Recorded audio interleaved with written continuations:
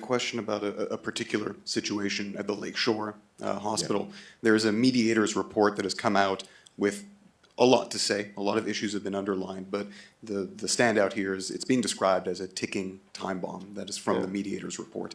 I would like your reaction and what the government is going to do about this. Yeah, I think that with the same situation, the only comment I'll make on that, with the same problems all over Quebec, some ER rooms are doing better with the same problem. So why is it that some ER are able to do something and the others are not? And this is exactly what we're saying. There is sometimes an implementation or an execution problem. Everybody right now knows what are the recipe, but they're not able to mix the ingredient properly.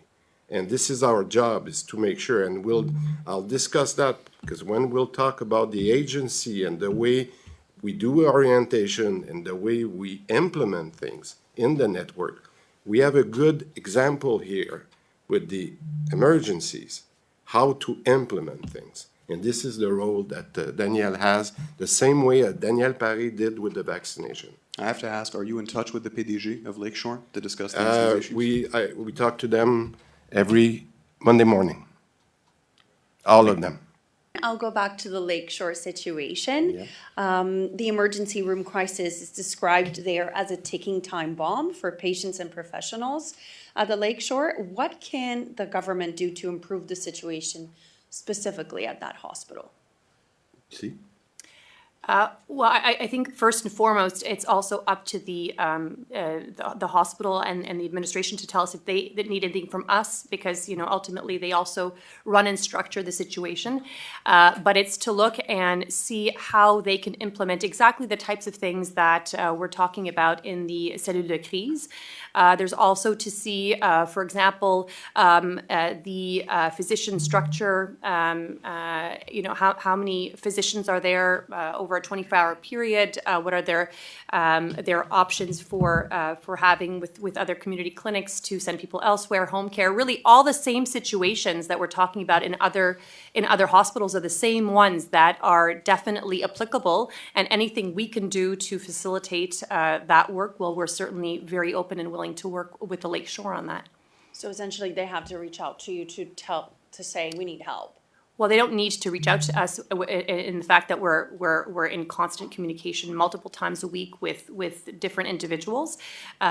So it's more we have certain we have guidelines, we have toolboxes, we have all kinds of things, and if there's anything specifically additional that they need from us, of course we're more than willing to work with them on implementing those solutions. So what is it specifically about the Lakeshore that is really not working? Because we've been struggling with this hospital, with the ER, for just so long, and as Mr. Dubé mentioned, some hospitals have been able to take care of the situation, whereas the Lakeshore clearly hasn't. Well, I think, again, I don't want to blame Lakeshore or any other hospital.